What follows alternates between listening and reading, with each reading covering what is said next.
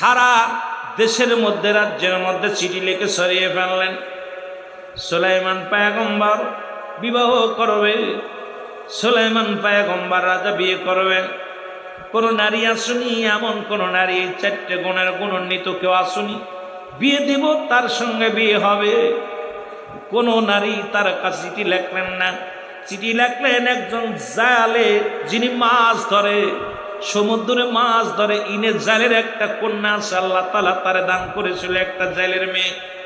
ওই জেলের মেয়ে যেমন রূপবতী, তেমন আমলদারি ছিল, তেমন ছিল মুসলমান, সব দিক থেকে অনেক ভালো। 1 নম্বরে গুণবতী ছিল, 2 নম্বরে আমলদারি ছিল, 3 নম্বরে মুসলমান আমানতদারি ছিল, 4 নাম্বারটা ওনার ছিল না, যেহেতু বংশ পরিচয় তিনি গরিব, গরিবের একটা জেলের মেয়ে। এইটা তিনটা নিয়ামত আল্লাহ তার ভিতরে দান করেছিল, একটা নিয়ামত নাই। বাবা বড় স্বপ্ন দেখলেন, বাবা চিন্তা করে আর ডাকতে বলে, আল্লাহ যদি পয়গম্বর সুলাইমান যদি আমার জামাই হয়, পয়গম্বর সুলাইমান যদি আমার জামাই হয়, আমার জীবনটা ধন্য। কারণ এই পৃথিবীর মধ্যে, এই রাজত্বের মধ্যে সুলাইমান পয়গম্বর যত নামাজি, যত বুজুর্গ, যত আল্লাহওয়ালা, এমন একজন পুরুষ যদি আমার জামাতা হয়, আমার জীবন ধন্য। উনি বাড়ি যায় ডাকতে বললেন কন্যার মেয়েকে, মেয়ের মাকে ডাকতে বলে, মেয়ের মারে শোনো, আমার বড় শখ, আমার বড় আশা, পয়গম্বর সুলাইমান আলাইহিস সালাম বিয়ে করবে। এই বিয়ের জন্য পাত্রী দেখা শুরু করেছে। সুন্দর পাত্রী লাগবে, 4টা শর্ত দিছে। আমার কন্যার তো তিনটা গুণ আছে, একটা আমার কন্যার ভিতরে নাই। এই 3টা গুণের মধ্যে 1 নম্বর, অত্র রাজ্যের মধ্যে আমার মেয়ের মতো এত আমানতদারি মেয়ে আর পৃথিবীর মধ্যে নাই। আমার মা বোনের আজকে আমানত নিয়ে নষ্ট করো, দেখা যায় প্রেম প্রীতি করে তোমার সম্পদ লুটাইয়া দিস অন্য পুরুষের কাছে। মুসলমান, তোমার রূপ জৈবন দেখে ফেলেছ অন্য পুরুষে, কিন্তু মুসলমান শোনো, তুমি আমানতের খেয়ানত করলে, তুমি তোমার বিয়ের আগেই তোমার আমানত, স্বামীর আমানত অন্যের কাছে বিলিয়ে দিলে, আল্লাহর আদালতে কি জবাব দিবে? আমার যুবক ভাইয়েরা যারা সুন্নি বলে দাবি করো, একটু আলোচনাটা শোনো, আল্লাহ যেন বুঝার তৌফিক দান করে। জোরে জোরে চিল্লায় বলা যাবে না মারহাবা। মেয়ের মার সঙ্গে আলাপ পরামর্শ শুরু করে দিল। জালে মশাই বলে, মেয়েটাকে বিবাহ দিতে যদি পারতাম, আমি বাবা হয়ে বড় ধন্য হয়ে যেতাম। আমি বাবা হয়ে পৃথিবীর মধ্যে সবচেয়ে বেশি হ্যাপি হতাম, কারণ একজন আল্লাহওয়ালা জামাতা পাইতাম, একজন আল্লাহওয়ালা বুজুর্গ। শুধু আমি সম্পদের জন্য সুলাইমানকে চাই না, রাজত্বের জন্য সুলাইমানকে চাই না। সুলাইমান পয়গম্বর আল্লাহর একজন প্রিয় মানুষ, সে সদা সর্বদা আমল করে, নামাজ পড়ে, রোজা রাখে, পৃথিবীর মধ্যে সবচেয়ে ভালো আমলগুলো করে। এমন একজন আল্লাহওয়ালা জামাই যদি আমার জীবনে জুটে যেত, আমার কপাল খুলে যেত। জোরে জোরে চিল্লায় বলো সুবহানাল্লাহ।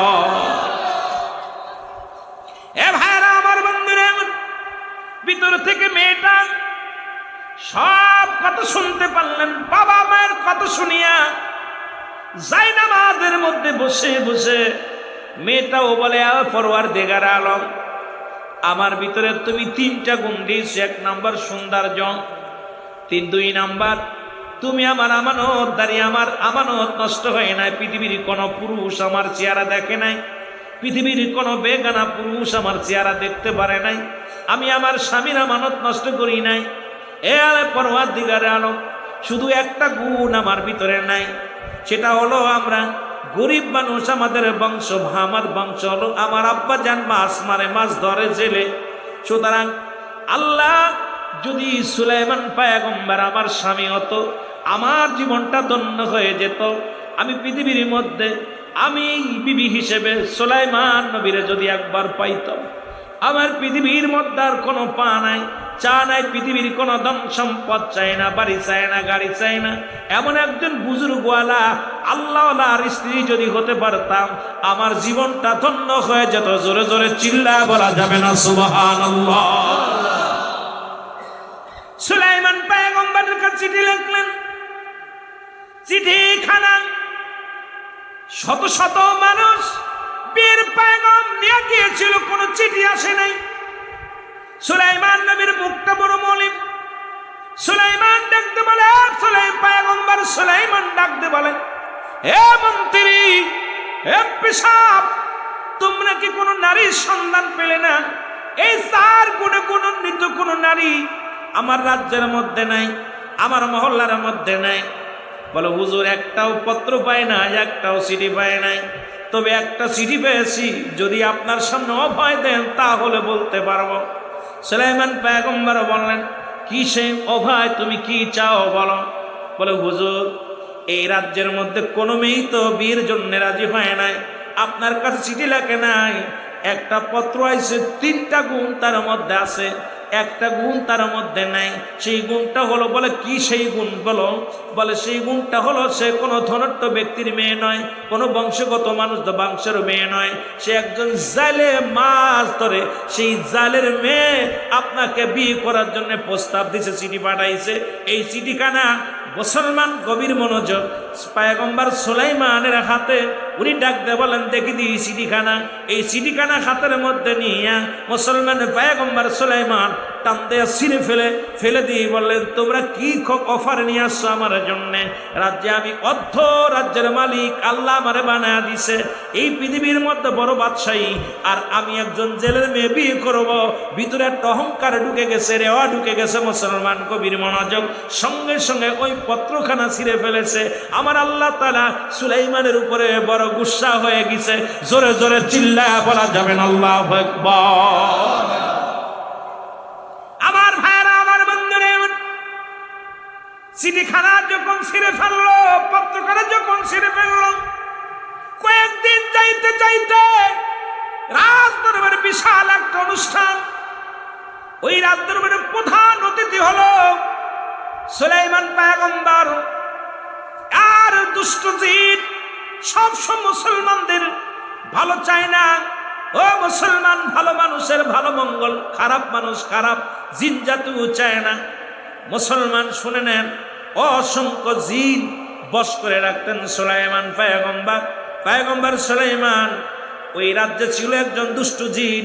সুলাইমানের জরুরাত, দুনিয়ার জরুরাতের জন্য উনি বললেন, রাজসভা শুরু হয়ে গেলেন। উনি বললেন, আমি একটু জরুরাতে কাজে যাই, 2 নম্বরে আমি একটু বাইরে যাব, এখান থেকে সুযোগ করবো। এটার সুযোগটা পাইলেন দুষ্ট জিন। যখন দেখলেন সুলাইমান পয়গম্বর কাজে গিয়েছেন, জরুরাত কাজে গিয়েছে, এই ফাঁকে সুলাইমানের সুরত ধরে রাজসিংহাসনে যায়, সঙ্গে সঙ্গে বললেন, মুসলমান আর রাজসিংহাসন থেকে যখন বাইরে গেছে, ওনার হাতে ছিল একটা মজাদার আংটি। এই আংটিখানা সুলাইমান পয়গম্বর রেখে গেছেন মন্ত্রীর কাছে। মন্ত্রী যখন এই আংটিখানা ধরেছিলেন, এসেই দুষ্ট জিন বলে, তাড়াতাড়ি আংটিটা দাও। আংটি হাতের মধ্যে নিয়ে এই সিংহাসনের মধ্যে বসে গেছে সুলাইমান পয়গম্বরের সুরত দইরা, আর ধরে বলতেছেন, শোনো রাজ্যের সব মানুষ শোনো, এই রাজ্যের মধ্যে একটা দুষ্ট মানুষ প্রবেশ করেছে। সে এই রাজ্যের মধ্যে ঢুকে রাজদরবারে আসবে, এসে সে নিজেই সুলাইমান বলে দাবি করবে। এই দাবি করার পর সে নিজেই বলবে, আমি সুলাইমান, এই কথা বলে দাবি করবে। তোমাদের কাছে আমার একটা দাবি, এই লোকটা যখন ভিতরে প্রবেশ করবে, তাকে তোমরা বিচার করবে, তার বিচারে আওতায় আনবে, তাকে খবরদার ঢুকতে দিবা না, কারণ এই লোকটা কিন্তু সুলাইমান পয়গম্বর বলে দাবি করবে, খবরদার তারে কিন্তু মেনে নিবা না। জোরে জোরে চিল্লায়া বলা যাবে না আল্লাহু আকবার। যে কথা সেই কাজ, মুসলমান শোনো। পয়গম্বর সুলাইমান কি করলেন? এ মুসলমান শোনো, এদিকে উনি বাইরে থেকে জরুরাত শেষ করে অজু করে পুত পবিত্র হয়ে যখন ভিতরে ঢুকলেন, প্রহরীরা বাধা দিলেন। দেখে সুলাইমানের চেহারা, পয়গম্বর সুলাইমানের চেহারা আর আগে যে বসে আছে রাজসিংহাসনে একই রকম চেহারা, আল্লাহু আকবার, একই রকম চেহারা। উনি বলে, প্রহরীরা বলে, দাঁড়ান, আপনি কে? আমি তোমাদের নেতা, তোমাদের রাজা। পয়গম্বর সুলাইমান কয়, না না, আমাদের রাজা তো ভিতরে প্রবেশ করেছে, তুমি আবার কে? আমি তোমাদের রাজা, আমি তোমাদের পয়গম্বর, আমি তোমাদের সুলাইমান, আমাকে তোমরা চিনতে পারছো না? কয় না, একটু আগে একজন গিয়েছে, সেই তো আটেন, দেখে আসি। ভিতরে যায় দেখে মুসলমান পয়গম্বর সুলাইমান আলাইহিস সালাম যায় দেখে ওই রাজসিংহাসনে বসে আছে, একই সুরত দইরা, একই রূপ দইরা চেয়ারের মধ্যে বসে আছে। আর এক নজর দুষ্ট জিন দেখার সঙ্গে সঙ্গে প্রজাদেরকে, প্রজারা শোনো, একটু পরেই সেই লোকটা হয়তো রাজ দরবারে ঢুকবে, ঢুকেই বলবে আমি সুলাইমান, আসল সুলাইমান। খবরদার খবরদার, তার কথা বিশ্বাস করবে না, সে কিন্তু দুষ্ট প্রকৃত। তোমাদেরকে ক্ষতি করার জন্যে এই মহল্লার মধ্যে, সমাজের মধ্যে তিনি আবির্ভাব হয়েছে, তাকেই তোমরা হেঁটাও। জোরে জোরে চিল্লায় বলো আল্লাহু আকবার। সুলাইমান পয়গম্বর যা বলে, প্রজারা এটি তো আমি, তোমরা কাকে বসাইছ? এ মুসলমান শোনে না, আর আল্লাহ তাআলা যে মুজিজার আংটিখানা দিয়েছিল, এই আংটি যার কাছে থাকতো সারা পৃথিবীর মানুষ তার দিকে ঝুঁকে যেত। পশু পাখি কীট পতঙ্গ এমনকি প্রজারা সবাই তার অনুগত হয়ে যেত। দুষ্ট জিনের হাতে আংটিখানা। সুলাইমান পয়গম্বর দাঁড়ায় রইলেন, প্রজারা তারে ধরলেন, ধরে আঘাত, তাকে মারলেন, অনেক আঘাত করলেন, মারলেন। মার খায়া সুলাইমান পয়গম্বর পড়ে রইলেন, বেহুশ হয়ে গেলেন। ওনাকে ধরে নিয়ে জঙ্গলের পাশে ছুঁড়ে ফেলে দিয়ে আসলেন। সুলাইমান পয়গম্বর পড়ে আছে, রাজ্য চালাইতেছে দুষ্ট জেনে। প্রজারা খুব অনাহারে অনেক কষ্টের মধ্যে জীবন যাপন করতে লাগলেন। আর ওদিকে আসল সুলাইমান রাস্তার ধারে পড়ে আছে। ওই রাস্তা দিয়ে ধরা যাইলে দেখে সুলাইমান, ও মুসলমান, ওই ব্যক্তি পড়ে আছে, যা দেখো রক্ত মাখা, মাথার মধ্যে আঘাত, গায়ের মধ্যে আঘাত, রক্ত মাখা অবস্থায় পড়ে আছে রাস্তার ধারে। ওনাকে যে তুলে উঠাইলেন, উঠানোর পর বলতেছে, বাবাজি আপনার কি হয়েছে? আপনি কোনো দুর্ঘটনা ঘটেছে কি বলেন? কয় না, আমার কিচ্ছু হয় নাই। রক্ত মুছে কি করলেন? কয় কোথায় বাড়ি? কোনো বাড়ির পরিচয় দেয় না। কোন রাজ্যের মানুষ, কোন জায়গা বাড়ি, কোনো পরিচয় দেয় না। জালে কি করলেন? নিজের সাথে করে নিয়ে ওনার বাড়িতে নিয়ে চলে গেলেন। যা ওনাকে সেবা যত্ন করতে লাগলেন। সেবা যত্ন করার পর মুসলমান শুনে নেন, যেদিন এই জালে ওই বাড়িতে সুলাইমান নবী পয়গম্বরকে নিয়ে গেছে, ওই দিন সমুদ্রে যায় অনেক মাছ, নদীতে যায় অনেক মাছ পেয়েছে, অনেক পরিমাণ মাছ পেয়েছে, লাভবান হয়েছে, মাছ শিকার করেছে। চিন্তা করে যুবকটাকে বাড়ি আনলাম, বাড়ি আনার পর প্রচুর পরিমাণ মাছ আমার জালে পড়েছে। এই যুবকটা একটা ভাগ্যবান যুবক, এই যুবককে হাতছাড়া করা যাবে না, যুবকটাকে রাখবো। আর প্রতিদিন বেশি বেশি করে মাছ জালে পড়তে লাগলাম। জোরে জোরে চিল্লায়া বলা যাবে না সুবহানাল্লাহ। এ মুসলমান গভীর মনোযোগ, জালে বলেন, যুবক রে, বাবা যুবক, মনে কিছু না করলে একটা কথা বলি, বলে কি, আমার একটা লোকের প্রয়োজন। বিপুল পরিমাণ মাছ ধরতে পাই আমি জানি, আগেতে যে মাছ পেতাম তার অনেক গুণ বেশি পাই। আমার একটা লোকের প্রয়োজন। তুমি যুবক মানুষ, যদি কিছু মনে না করো, আমি তোমাকে নদীতে নিয়ে যেতে চাই। যদি আমার সাথে যেতে চাও, তাহলে তোমাকে নিয়ে যেতে চাই। যুবক বলে, জি আমি যাব, আমাকে নিয়ে চলেন। যুবককে নিয়ে গেলেন। যা পর ও মুসলমান গভীর মনোযোগ, ওদিন এত পরিমাণ মাছ পেয়েছে, অন্য দিনের তুলনায় দ্বিগুণ মাছ ওদিন জালে ধরা পড়েছে। জালে অত্যন্ত খুশি হয়ে গেছে, যারে যুবক এত বড় ভাগ্যবান, যেদিন থেকে আমার বাড়িতে আসছে, আজকে তারে নদীতে আনছি, বিপুল পরিমাণ মাছ পেয়েছি। সুতরাং এই যুবক একজন আল্লাহওয়ালা ভালো ব্যক্তির মধ্যে কোনো সন্দেহ নাই। জোরে জোরে চিল্লা বলা যাবে না মারহাবা? আর একটু জোরে চিল্লা বলেন মারহাবা।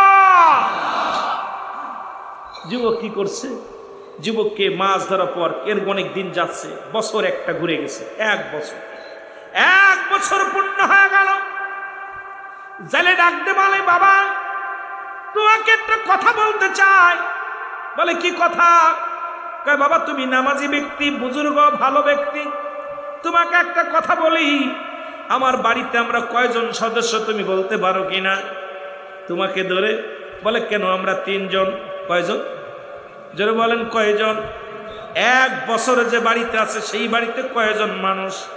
জালে বলে, কয়জন মানুষ? বলে, বাবা আপনার বাড়িতে 3 জন মানুষ। কয়, না রে বাবা, না 3 জন নয়, 4 জন মানুষ। বলে, 3 জন কে কে? কয়, আপনি, আমি আর আমার চাচি, যিনি আপনার ওয়াইফ, আপনার বিবি। কয়, না বাবা না, এরপরও আর একটা মানুষ আছে এই বাড়িতে। আমাকে আল্লাহ একটা কন্যা সন্তান দান করেছে, এই কন্যাটা বাড়ির মধ্যে আছে। জোরে জোরে চিল্লায় বলেন সুবহানাল্লাহ। দেখেন না তৎকালীন জামাতে পর্দার বিধান, কত বিধান ছিল, কত সুন্দর ছিল। আর আমাদের অবস্থা, পয়গম্বর সুলাইমান গভীর মনোযোগ। মুসলমান, উনি অবাক হয়ে গেলেন। উনি চিন্তা করেন, একটা বছর জালের বাড়িতে এই তিনজন মানুষ ব্যতীত আমি আর কাউকে দেখি নাই। কয় বাবারে, আমার যে মেয়েটা আছে, এক নম্বর সামানতদারি, পৃথিবীর মধ্যে কোনো বেগানা পুরুষের সামনে যায় না, পৃথিবীর মধ্যে কোনো বেগানা পুরুষের সামনে যায় না। এমনি আল্লাহ তারে এবং আমলদারি, অত্যন্ত আমলদারি। আমার মেয়ে নামাজ পড়ে, আমার মেয়ে রোজা রাখে, আমার মেয়ে পর্দা করে, অনেক আল্লাহওয়ালা। আমার মেয়েটা পর্দাসিনী, আমার মেয়েটা দুনিয়ার মধ্যে রূপবতী। আমার মেয়েটার শুধু একটা গুণ নাই। বড় আশা ছিল, বড় স্বপ্ন ছিল, বড় আশা করেছিলাম এই জামানার পয়গম্বর সুলাইমান পয়গম্বরের সঙ্গে আমার মেয়েটা বিবাহ দিব, কিন্তু আমি গরিব হওয়ার কারণে তার সঙ্গে শুভ কাজটা হলো না। আমার চিঠি প্রত্যাখ্যান করেছে। বড় আশা নিয়ে আমার মেয়েটা আমল করে, মেয়েটারও বড় শখ ছিল, বড় আশা ছিল সুলাইমান পয়গম্বরকে বিয়ে করবে, কিন্তু কপালে নাই। বাবা, যদি মনে কিছু না করো, আমার ওই সতী সাথী নারী আমানতদারি মেয়েটাকে যদি তুমি মনে না কিছু না করো, আমার কন্যার সঙ্গে তোমার বিয়ে দিতে চাই। যদি তুমি রাজি হও, তাহলে বাবা আমার কন্যার সঙ্গে তোমার বিয়ে দিব। যদি রাজি থাকো, বিয়ে পড়ায়া দিব। জোরে জোরে বলেন সুবহানাল্লাহ। সুলাইমান পয়গম্বর চিন্তা করে, বিয়ে তো করাই লাগবে, রাজ্য তো গেছে, সবই তো চলে গেছে, বিয়ে শাদী তো করাই লাগবে। তো যেহেতু গুণবতী, আমানতদারি, আমলদারি, যদিও বংশ জেলের বংশ, মুসলমান, তারপরেও যেহেতু আল্লাহ বিয়ে করবো, উনি রাজি হয়ে গেলেন, বিয়ে রাজি হয়ে গেলেন। সুবহানাল্লাহ বলেন। আর একটু জোরে। বিবাহ হয়ে গেল, জেলের মেয়ের সঙ্গে সুলাইমান পয়গম্বরের বিয়ে হয়ে গেল। বিয়ে হয়ে গেল, বিয়ের পরের দিন সুলাইমান আলাইহিস সালামকে নিয়ে গেলেন। শ্বশুর বলতেছে, বাবাজি চলো নদীতে যায়, মাছ ধরতে যায়। নিয়ে গেলেন। ওদিন যেদিন বিয়ে পড়াইলেন, ওদিক যখন জাল পেতেছে, এত পরিমাণ মাছ ধরেছে, ওই মাছ উঠানোর ক্ষমতা নাই। জালে এত, প্রতিটা জালের করার মধ্যে এত পরিমাণ মাছ ধরেছে। ওর মধ্যে বিশাল একটা মাছ ওদিন কি হয়েছিল শুনে নেন। মুসলমানের মধ্যে কথা বাদ গিয়েছে, কথাগুলো না বললে বুঝতে পারবেন না।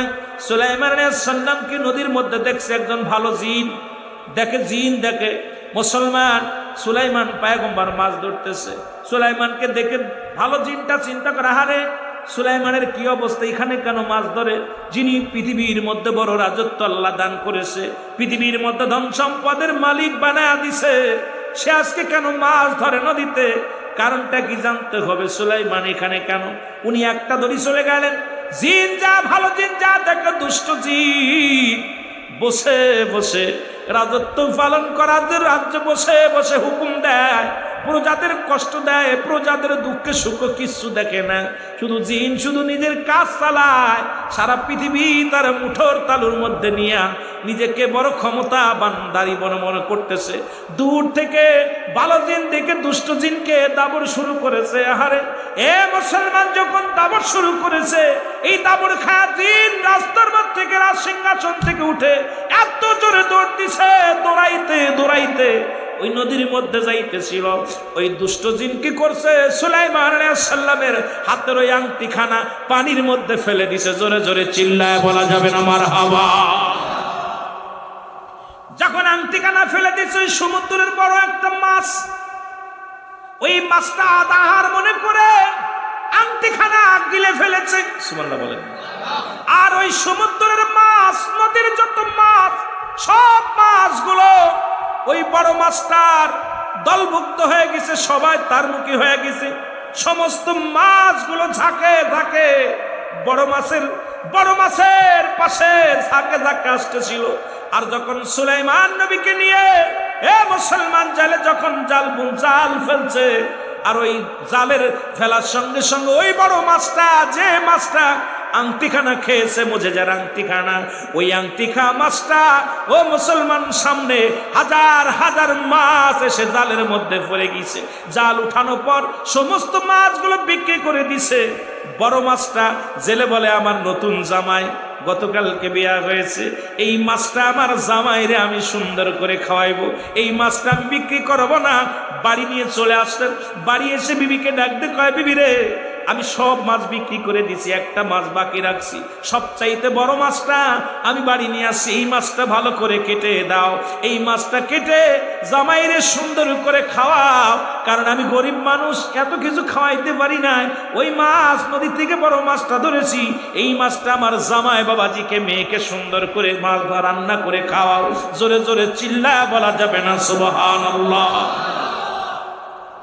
মাছটা দিলেন খুকিরে। জালার মেয়েরে বলছে, মা মাছটা তুমি কোটো। মেয়েটা বিসমিল্লা বলে, এমন আমলদারি মেয়ে, বিসমিল্লা করে মাছটা যখন পোজ দিছে গলার মধ্যে, আর অমনি একটা আংটি বাইর হয়ে গেছে। সুবহানাল্লাহ বলেন। মেয়ে আংটি দেখি অমূল্য রতন, আংটিটা নিয়ে চিন্তা করে, হারে জামাইরে তো কিছু দিতে পারলাম না, বাসর রাত্রে, আগামী দিন আমার বাসর হবে আজকে রাত্রে, তো জামাই যখন আমার বাসর ঘরে আসবে, আমি তাকে আমার স্বামীকে এই পুরস্কারটা দিব, পুরস্কারটা দিব। উনি ভিতরে ঢুকছে, পুরস্কারটা হাতের মধ্যে আংটি নিয়ে বাসর ঘরে যায় বসে আছে। সুলাইমান পয়গম্বর সন্ধ্যার পরে রাত্রে ইবাদত বন্দেগী করে যখন ঘরের মধ্যে আপনার বাসর ঘরে গেছে, বিবিকে সালাম দিছে, আসসালামু আলাইকুম, বিবি ভালো আছো? বিবির সালামের উত্তর দেওয়ার পর বলতেছে, বিবি আজকে তোমার কাছে একটা কথা জানতে চাই, বাসর রাত্রে সত্য করে বলবা, তুমি কোনো প্রেম টেম করছো নি, কোনো ভালো কারো মন দেওয়া নেওয়া করছো নি? বিবি বলে, স্বামীরে, হ্যাঁ আমি একজনকে মন দিয়ে ফেলেছিলাম। সুবহানাল্লাহ বলেন, আরো জোরে বলেন। ওই স্মৃতি সুলাইমানের ভাষা, যে এই মেয়ে তো চিঠি লিখছিল, আমি একটা ছেলেকে মন দিয়ে দিছিলাম। কেমনে? কই এই দেশের প্রেসিডেন্ট বাদশা সুলাইমানকে আমি মনে প্রাণে ভালোবেসে ফেলেছিলাম। সুবহানাল্লাহ বলেন না, আরো জোরে। কই তারপরে কি হলো? কয় আমি চেয়েছিল 4টা গুণের গুণান্বিত একটা কন্যা, একটা মেয়ে চেয়েছিল। আমার ভিতরে 3টা গুণ ছিল, একটা গুণ ছিল না। সেই গুণটা হলো যে আমার বাবা দরিদ্র জাইলা, এই জন্যে আমার বিয়ে প্রত্যাখ্যান করেছে। আমি পৃথিবীর মধ্যে বড় চাইছিলাম জীবন আর বিয়ে করব না, যেহেতু আমার আব্বা মা আপনার সঙ্গে বিয়ে দিছে, আপনি আমার সুলাইমান, আজ থেকে আপনাকে নিয়ে আমার জীবন চলবে। জোরে বলেন না সুবহানাল্লাহ, আর একটু জোরে। মুসলমান গভীর মনোযোগ। বিবি পায়ের মধ্যে সালাম দিয়া স্বামীর হাত ধরলেন, হাত ধরে বলে, স্বামী রে, আজকে আমি একটু উপহার দিব পৃথিবীর মধ্যে, আমি কন্যা একটা ভালো, আমি আপনার বিবি একটা উপহার দিব। উনি হাতটা নিয়ে পয়গম্বর সুলাইমানের হাতের মধ্যে যে আংটিখানা ভরে দিছে, সঙ্গে সঙ্গে সুলাইমান পৃথিবীর যে হারানোর শক্তিগুলো যা কিছু ছিল সব কিছু আবার ফিরে পাইল। সুলাইমান লজ্জা পেয়ে গেলেন, মাথা নত করে, যে মেয়ের বীর প্রত্যাখ্যান করেছিলাম আমি, সেই মেয়েকে আমি বিবাহ করলাম, সেই মেয়েকে আমি পাইলাম। সুলাইমান পয়গম্বর তখন বিবিকে ডাকতে বলে, বিবি রে, শোনো শোনো, ও বিবি শোনো, পৃথিবীর মধ্যে আজকে তোমাকে আমি একটা কথা বলি, তুমি আমাকে হারান রত্ন ফিরিয়ে দিয়েছো, আল্লাহ পাকের মুজিজার এই আংটিখানা, এই আংটিখানা তুমি কোথায় পেলে আগে বলো? কয় আংটিখানা আমার আব্বা জানছে, মাছটা ধরে আনছেন, আপনি যে গিয়েছিলেন নদীতে আপনি এবং বাবা যান, যা পার আংটিখানা, এই আংটিখানা মাছের পেটের মধ্যে পেয়েছি, আমি দেখে অনেক খুশি হয়েছিলাম, চিন্তা করেছিলাম আমার জামাইকে, আমার স্বামীকে এটা দিব, উপহার দিব, এই রেখে দিয়েছিলাম যত্ন করে, আজ আপনাকে আমি দিলাম উপহার, কারণ আপনি আমার সুলাইমান, এইটা মনে করে আমি দিলাম। কয় না রে বিবি, না, তুমি সত্য সুলাইমানের হাতে আংটি দিছো, তুমি মিথ্যা সুলাইমানের হাতে আংটি দাও নাই, কারণ তুমি মনে মনে যারা চেয়েছিলে, যাকে মনে প্রাণে মন দিয়ে দিয়েছিল আল্লাহকে, পৃথিবীর মধ্যে একমাত্র আল্লাহকে পাওয়ার জন্যে, একমাত্র জান্নাত পাওয়ার আশায়, দুনিয়ার জিন্দেগি নয়, আল্লাহ পাকের গোলামি করার জন্য, আল্লাহ পাকের দাসত্ব করার জন্য, বিবিরে আজ তুমি সেই সুলাইমানকে পেয়েছ। আর পৃথিবীর সমস্ত ইতিহাস, ওই ইতিহাসগুলো উনি বললেন, আমি সুলাইমানের যা হয়েছিল মুসলমান শুনে নেন। এই জন্য গভীর মনোযোগ, আমি আপনাদেরকে বলে যাই, বিস্তারিত বলতে গেলে অনেক সময়ের ব্যবধান। আল্লাহ পাক যখন নিয়ত করবেন, ভালো নিয়ত, ভালো সহি নিয়ত করবেন, সুন্নি ভাইরা সুন্নি থাকার চেষ্টা করবেন, সুন্নি নারীকে বিবাহ করার সৃষ্টি নিয়ত করবেন, আমলদারি আমানতদারি মেয়েকে বিয়ে করার চেষ্টা করবেন, আল্লাহ মেয়েদেরকে বিয়ে করার চেষ্টা করবেন। ও আমার মারা, শুনে নাও, তোমরাও পৃথিবীর মধ্যে আল্লাহ ওই ছেলেটাকে বিয়ে করার জন্য চেষ্টা করবা, কোনো দাউস নয়, পৃথিবীর মধ্যে কোনো দাউস মেয়ে, দাউস ছেলেকে বিয়ে করার চেষ্টা করবেন না। পৃথিবীর মধ্যে রিক্সা চালক, ভ্যান চালক হোক, নবীর প্রেমিককে বিয়ে করো। মুসলমান, একজন আদর্শ আদর্শবান পুরুষকে বিয়ে করো, হালাল খোর বান্দাকে বিয়ে করো, হালাল খোর বান্দিকে বিয়ে করো, দুনিয়াতেও শান্তি পাবে, আখিরাতেও শান্তি পাবে। আল্লাহ বুঝার তৌফিক দান করো।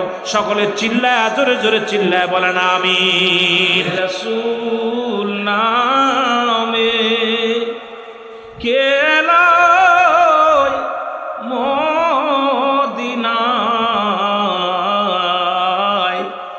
রাসূল নামে বলেন রে আকাশের চন্দ্র কে রে, বলো আকাশের চন্দ্র কে রে, কে আনলো তুমি আই রে, রাসূল নামে বলেন রাসূল নামে কেলো দুনিয়ায়, বলেন কেলো দুনিয়ায়, রাসূল দেখি নাই শুনি নাই কোথাও,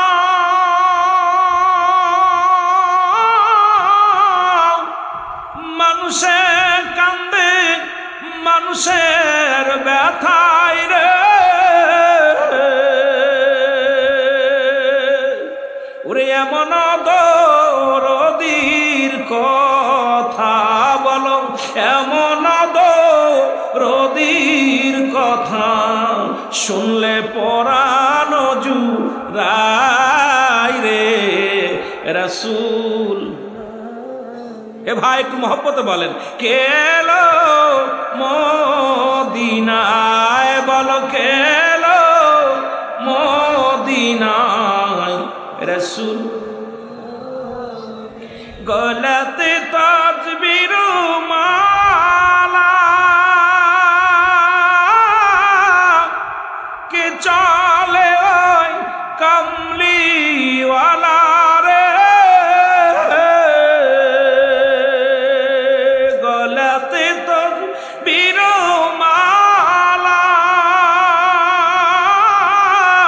কে চলে ওই কামলিওয়ালা রে,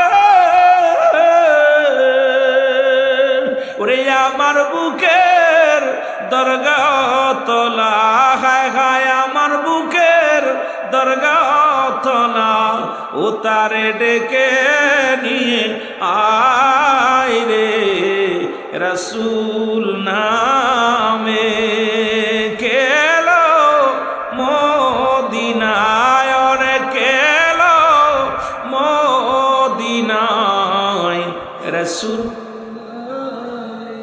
আরে ওই কিয়ামতের মধ্যে যেদিন কিচ্ছু বলতে কিচ্ছু থাকবে না, আল্লাহ বলে এই জমিনটা আমি রাখবো না, আসমান আমি রাখবো না, এই জমিনের ভিতর যা কিছু আছে সব কিছু আমি ছিন্ন বিচ্ছিন্ন করে দিব। তাই পৃথিবীর সব কিছু শেষ করে দিবে, মাটিগুলো পুড়ে তামা হয়ে যাবে, পানিগুলো পুড়ে ছাই হয়ে যাবে। যেদিন কিচ্ছু বলতে কিচ্ছু থাকবে না, সেদিন থাকবে আমার আল্লাহ। আল্লাহ বলে সেদিন থাকবো আমি আমার রাসূলের ভালোবাসা নিয়ে। জোরে বলা যাবে না সুবহানাল্লাহ? আরো জোরে সুবহানাল্লাহ। কুল্লু মান আলাইহা ফান, সব শেষ, সব শেষ। এক কথায় বুঝে নিবেন আমার আলোচনা, সেটা হলো যেদিন কিচ্ছু থাকবে না, থাকবে কে? আল্লাহ থাকবে তার হাবিবের, পেয়ারা হাবিবের ভালোবাসা নিয়ে। এই জন্য সুন্নিরা নবীকে ভালোবাসে। জোরে বলেন ঠিক কিনা? আল্লাহ ভালোবাসে আমার নবীরে, নবীর ভালোবাসা নিয়ে থাকবে। আমরা কার ভালোবাসা নিয়ে থাকতে চাই? নবীজির প্রেম ভালোবাসা যার অন্তরে নাই, তার ঈমান বলতে কিচ্ছু নাই। জোরে জোরে বলেন ঠিক কিনা? এরে নবীর ভালোবাসা দাড়ির মধ্যে নয়, টুপির মধ্যে নয়, নবীর ভালোবাসা জুব্বার মধ্যে নয়, নবীর ভালোবাসা ঢুকাও অন্তরের মধ্যে। আজকে সুন্নি ভাইয়েরা নবীর ভালোবাসা অন্তরের ভিতরে ঢুকানোর কারণে নবীর নামে তারা পাগল ফারাপর। সুন্নি ভাইয়েরা নবীর ভালোবাসা হৃদয়ের ভিতরে ঢুকানোর কারণে বাড়ি ছেড়েছে, ঘর ছেড়েছে, সংসার ছেড়েছে, নবীর নামে পাগল পারাপার হয়ে গেছে। জোরে বলেন ঠিক কিনা? আরো জোরে বলেন। যে কথা বায়ানী সাহেব বলতেছিল, মুসলমান শোনে, একটা হলো ঈমান আর একটা হলো আমল। এ ভাই, একটা হলো আমল, একটা হলো ঈমান। রুহুবিহীন বডির যেমন মূল্য নাই, ঈমানবিহীন কোনো আমলের মূল্য নাই। রুহুবিহীন বডি যেমন, এই পৃথিবীর মধ্যে মানব দেহের অমূল্য সম্পদের নাম হলো ঈমান। আর ব্যক্তির জীবনের অমূল্য সম্পদের নাম হলো মুসলমান রূহ। এই মুসলমান শুনে নেন, ব্যক্তির জীবনের অমূল্য সম্পদের নাম রূহ। এর সব জায়গা হাত আছে, পা আছে, চোখ আছে, সব কিছু ঠিক আছে, রুহটা নাই। এই বডির কোনো দাম নাই, ঠিক কি আছে না মিছে? সব ঠিক আছে, অঙ্গ প্রত্যঙ্গ সব ঠিক আছে মুসলমান, শুধু রুহ জিনিসটা নাই। এই বডির কোনো মূল্য নাই। কিন্তু পাওয়া না থাকলেও চলবে, হাত না থাকলেও চলবে। কত মানুষের হাত নাই, কত মানুষের চোখ নাই, কত মানুষের কান নাই, কত মানুষের একটা হাত নাই, পা নাই, মুসলমানের অঙ্গহীন। মুসলমান তবু রূহ থাকার কারণে ওই ব্যক্তি জিন্দা, ওই বডির দাম আছে। মুসলমান ঈমানবিহীন কোনো আমলের মূল্য নাই। এখন আজকে আমাদের সমাজে ঈমান আছে, আমল নাই। ঈমানটার আগে বুঝতে হবে, যেটা বায়ানি ভাই বোঝাইতেছিল। মুসলমান শুনে নাও, গভীর মনোযোগ। ঈমান, নামাজ পড়েছেন এটার নাম আমল, রোজা রাখছেন এটার নাম আমল, পাগড়ি বাঁধছেন এটার নাম আমল, হজ করেছেন এটার নাম আমল, যাকাত দিছেন এটার নাম আমল। পৃথিবীর মধ্যে আমল করেছেন, কিন্তু ঈমান নাই। ঈমানটা হলো নবী মুহাম্মদুর রাসূলুল্লাহ সাল্লাল্লাহু আলাইহি ওয়াসাল্লাম। যার ভিতরে নবী নাই, ওই ব্যক্তির আমলের কোনো দাম নাই। জোরে জোরে বলেন ঠিক কিনা? নাম শুনিয়া হইলাম গো পাগল, দিদার পাইলাম না তোমার নাম।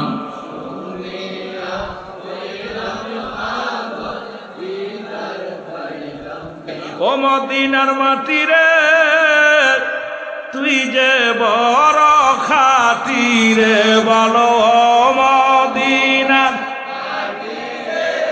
তুই যে বড়। তোর বুকেতে শুয়ে আছেন আমার নবী মুস্তাফায়, বলেন তোর বুকেতে শুয়ে আছেন নবী মুস্তাফা। ওরে যার সুয়াতে ধন্য হইল সোনার মদিনা, হারে যার সুয়াতে ধন্য হল ও মদিনার মাটি রে, তুই যে বড় খাঁটি রে, বলো তো মদিনার তুই যে বড়। তোর বুকেতে শুয়ে আছে আমার নবী মুস্তাফা। সুবহানাল্লাহ বলেন। জায়গার দাম বাড়ছে ব্যক্তির কারণে, জায়গার দাম বাড়ছে ব্যক্তির কারণে। ইসলামের দাম বাড়ছে নবী। তা নবী চিনিস না, কিসের ইসলাম? কথা কই না, নবী চিনিস না, কিসের ইসলাম? আমার নবী চিনতে হবে আগে, তারপরে চিনতে হবে ইসলাম। ইসলাম চিনার আগে নবী চিনতে হবে, নবী চিনে ইসলাম চিনতে হবে, তাহলে চিনা যাবে। এই জন্য নবীর দাম, নবীর শান, নবীর মান। এই জন্য সুন্নিরা নবীর জন্য পাগল। আমাদেরকে কয় বেদাতি। কি বললো কিচ্ছু যায় আসে না। নবীর ভালোবাসার কারণে বেদাতি হইতে পারি, ঘর ছাড়তে পারি, বাড়ি ছাড়তে পারি, সংসার ছাড়তে পারি, এমনকি মৃত্যুকে হাসি মুখে বরণ করে নিতে পারি, তবে নবী ছাড়তে রাজি না। কথা বলেননি? নবী ছাড়তে রাজি নয়। জোরে বলেন ঠিক কিনা? রাজি আছেন তো? রাজি আছেন? তাহলে আগে লাগবে কে?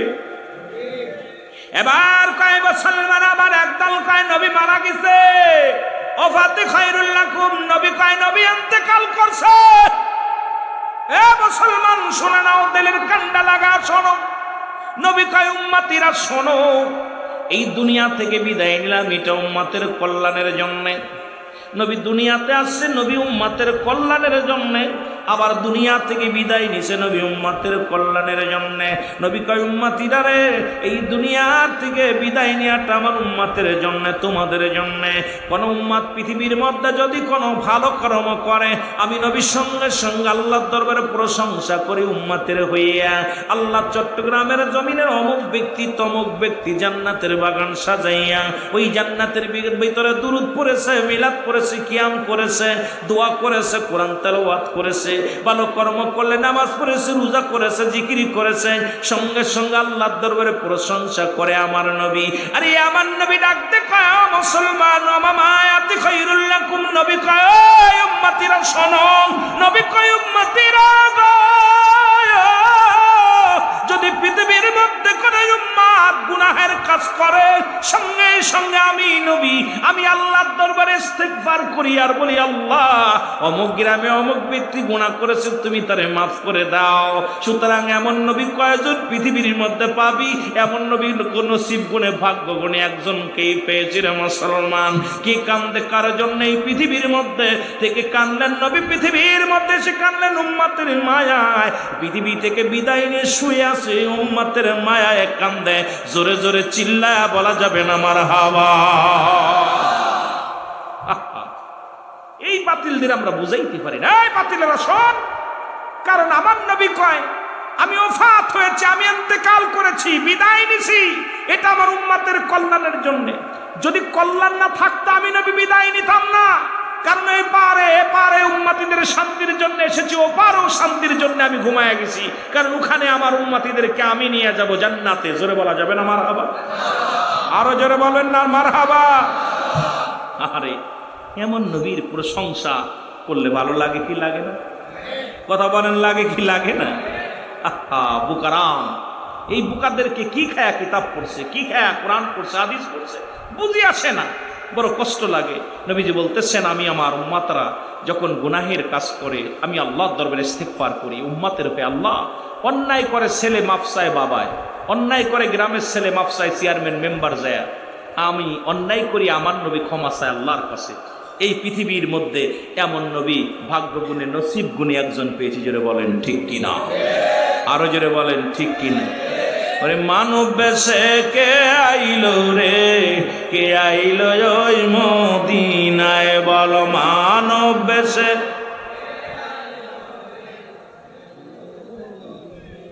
এর সদাই নবী কান্তেন বসে উম্মতের বেদনায়। মানব বেশে কে আইলো রে, কে আইলো ওই মদিনায়, মানব বেশে।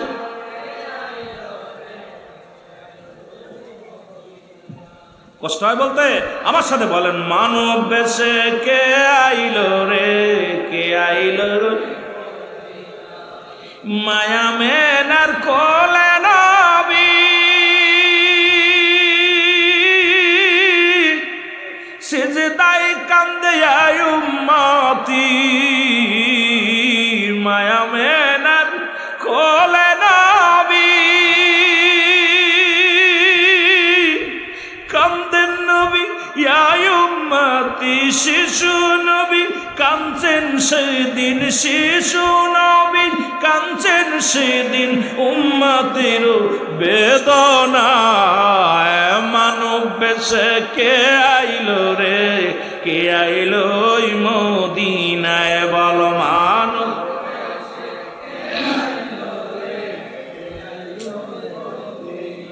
আহা আরো জোরে, মানব বেশে কে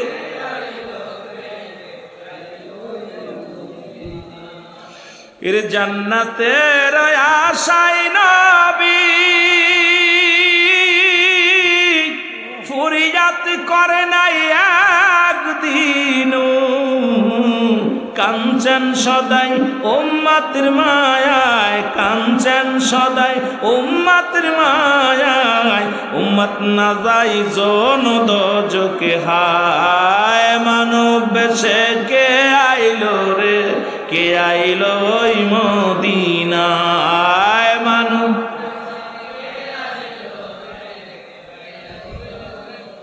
ওরে সিজদায় পড়ে কাঁদছেন নবী, সিজদায় পড়ে কাঁদছেন নবী উম্মতির বেদনায় মানব বেশে কে আইল রে, কে আইল ওই মদিনায়, বল মানব বেশে।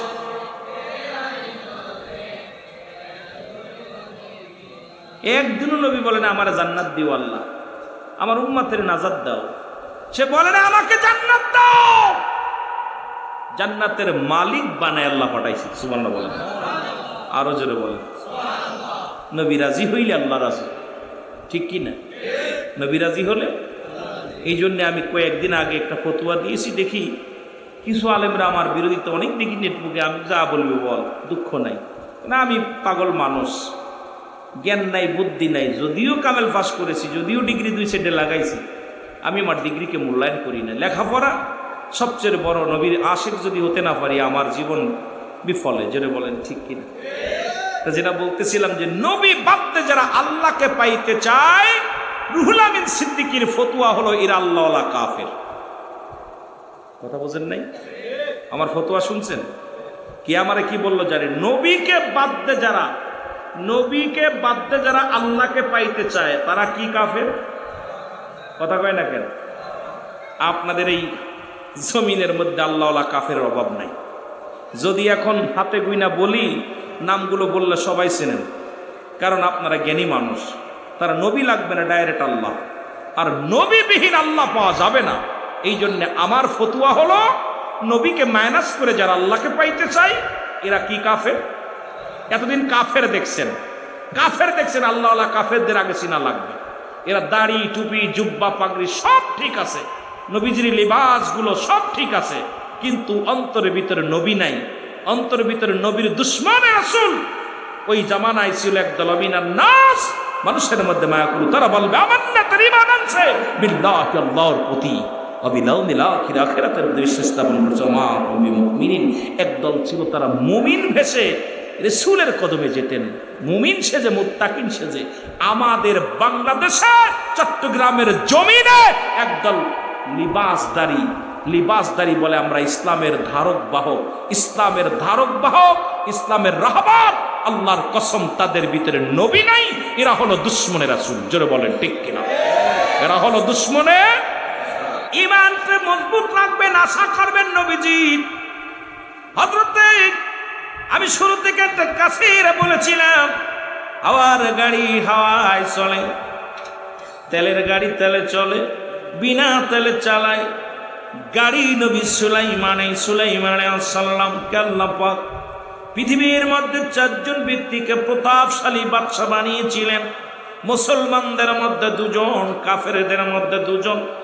মুসলমানদের মধ্যে 2 জন, একজনের নাম হলো নবী সুলাইমান আলাইহিস সালাম। আল্লাহ তাকে বিরাট পৃথিবীর খলিফা বানায়া দিয়েছিল, ধন সম্পদ এত পরিমাণ দিয়েছিল, এত বড় বাদশাহী পৃথিবীর মধ্যে আর কাউকে দেয় নাই। এমন ক্ষমতা, যিনি বাতাসের সঙ্গে চলাফেরা করতেন, যিনি সিংহাসন নিয়ে এ দেশ থেকে ও দেশে ঘুরে বেড়াইতেন। হাওয়া লাগতো না, পেট্রোল লাগতো না, ডিজেল লাগতো না, কোনো ড্রাইভার লাগতো না, শুধু হুকুম দিত আর সঙ্গে সঙ্গে চলে যেত। আর একজন ব্যক্তি মুসলমানদের মধ্যে মুসলমান, শুনে নেন, যার নাম আপনারা শুনেছেন ইতিপূর্বে, আমি আজকেও জানিয়ে দিয়ে যাই, মুসলমানদের মধ্যে 2 জন ধন সম্পদ আলা বিশাল ব্যক্তি রাজত্ব আল্লাহ দান করেছিল যাদেরকে, তাদের মধ্যে আরেকজন হলো বাদশা জুলকারনাইন। আল্লাহ তারে পৃথিবীর মধ্যে বিশাল ধন সম্পদের মালিক বানিয়ে দিয়েছিল। এত বড় লম্বা মানুষটায় লম্বা ছিল 48 হাত লম্বা। জোরে জোরে চিল্লায় বলা যাবে না সুবহানাল্লাহ?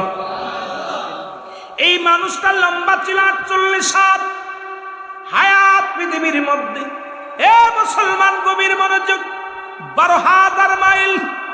এ মুসলমান, আল্লাহ তাকে একটা মুজিজার ঘোড়া দান করেছিল। এই ঘোড়াটা যখন একটা কদম ফেলতো 12,000 মাইল অতিক্রম করত। এই ব্যক্তির, মুসলমান, এই পৃথিবীর মধ্যে হায়াত পেয়েছিল 1600 বছর হায়াত দান পেয়েছিল। আল্লাহ পাক তারে কত বছর দান করেছিল? যেটা বলা যাবে না কত বছর? 1600 বছর হায়াত আল্লাহ দান করেছিল। আর কাফেরদের মধ্যে দুজনকে আল্লাহ ক্ষমতাশালী করেছিল। পৃথিবীর মধ্যে মুসলমানদেরকেও ক্ষমতা দিছে, কাফের মুশরিকদের দিছে। দেখছে আমার আল্লাহ কারা আমার প্রতি রুজু হয়, কারা ইসলামের প্রতি ঝুঁকে পড়ে। মুসলমান শুনে নেন, এই কাফের বেঈমানদের মধ্যে একজনের নাম হলো বাদশাহ নমরুদ বা ফিরাউন বলা হয়, ওই মিশরের অধিপতি। আর একজন হলো বাদশাহ বাসল মসমুক বুক্তানসর। এই দুজনকে আমার আল্লাহ পৃথিবীর মধ্যে কাফের মুসলমান কাফেরদের মধ্যে দুজন আর মুসলমানদের মধ্যে দুজনকে আল্লাহ ধন সম্পদের মালিক বানিয়ে দিয়েছিল।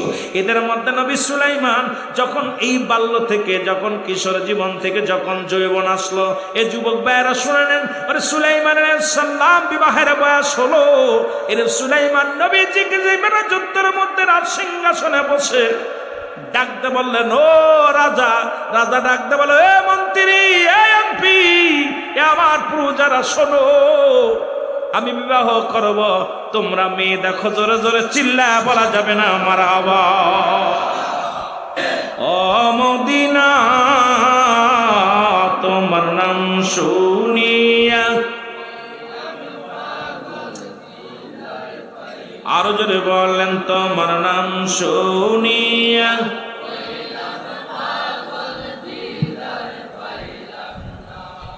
কত মানুষ যাই মদিনায়, যাইতে পারলাম না।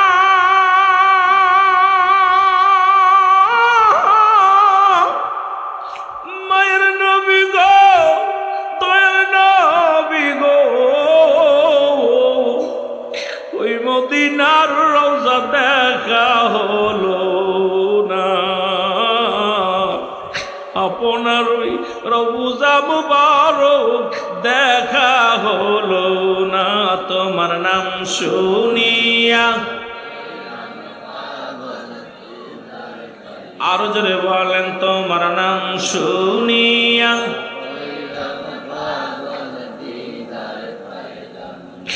এর গরিব আমি চট্টগ্রামে বাড়ি, রাসূল যাইতে পারলাম না।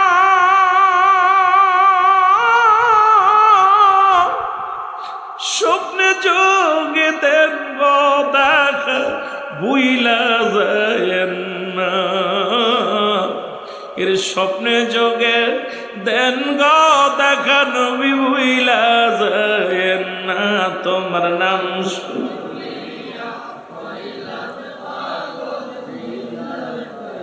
আল্লাহ মদিনায় নাও, একবার মৃত্যুর আগে একবার মদিনায় নিও। আল্লাহ গরিব মানুষগুলো মদিনায় নিও। নবীজির রওজা দেখলে যদি মাসুমের মাসুম হওয়া যায়, জিয়ারত হইল। নবীজির রওজা মুবারক জিয়ারত করে মরণ দিও আল্লাহ। জোরে বলেন আমিন। তোমার নাম শুনিয়া হইলাম গো পাগল, দিদার পাইলাম না। তোমার নাম শুনিয়া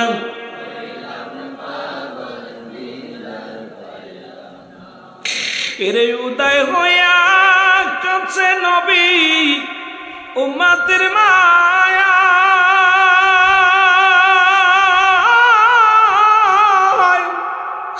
রোজ পাকে কান্দেন নবী আমার উম্মতির মায়া। রওজা পাকে কাঁদেন গো নবী আমার উম্মতের মায়ায়। ওরে দাও খাও একবার ওই মদিনায়, আল্লাহ দেখা একবার ওই মদিনা। ওরে দূরে আমায় রাইখো না, তোমার নাম শুনিয়া হইলাম গো পাগল, দিদার পাইলাম না। তোমার নাম শুনিয়া ও মদিনা আমার সোনার মদিনা, তোমার নাম শুনিয়া হইলাম গো পাগল, দিদার পাইলাম না। তোমার নাম শুনি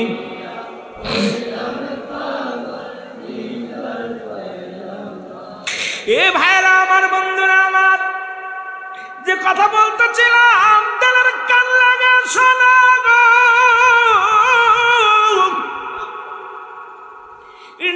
মুসলমান শোনো না, এ মুসলমান শোনো, উনি ঘোষণা করলেন যে মেয়েকে বিয়ে করব 4টা গুণ থাকা লাগবে। কয়টা গুণ? 4টা।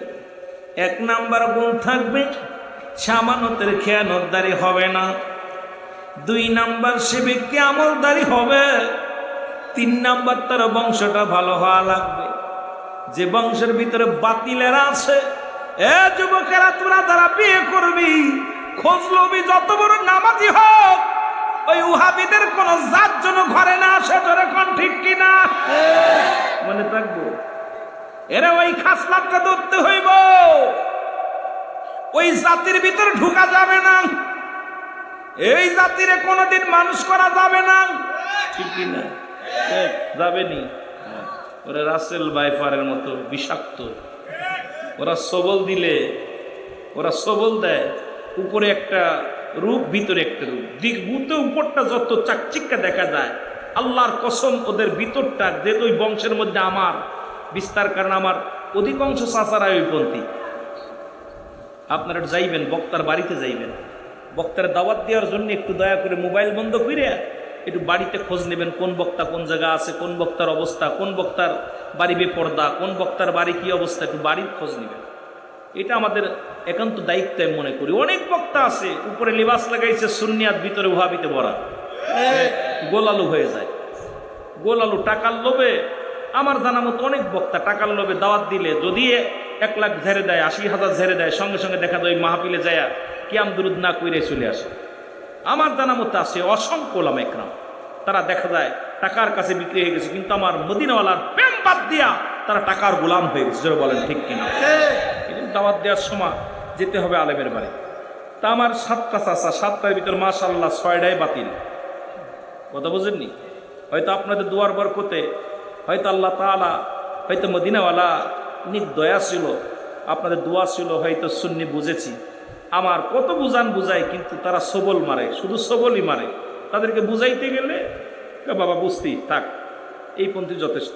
কথা বুঝেননি? এই জন্য ওই জাতিগুলো বিষাক্ত সাপের, ওই আপনার বর্তমান যে একটা সাপ বাইর হয়েছে, শুনছেননি কি? রাসেল, এর সাইডটা বিষাক্ত সবল। এই সবল যারা দেয়, এই জন্য ওদের সঙ্গে আত্মীয়তা করা যাবে না। খুব সাবধান যুবক ভাইরা।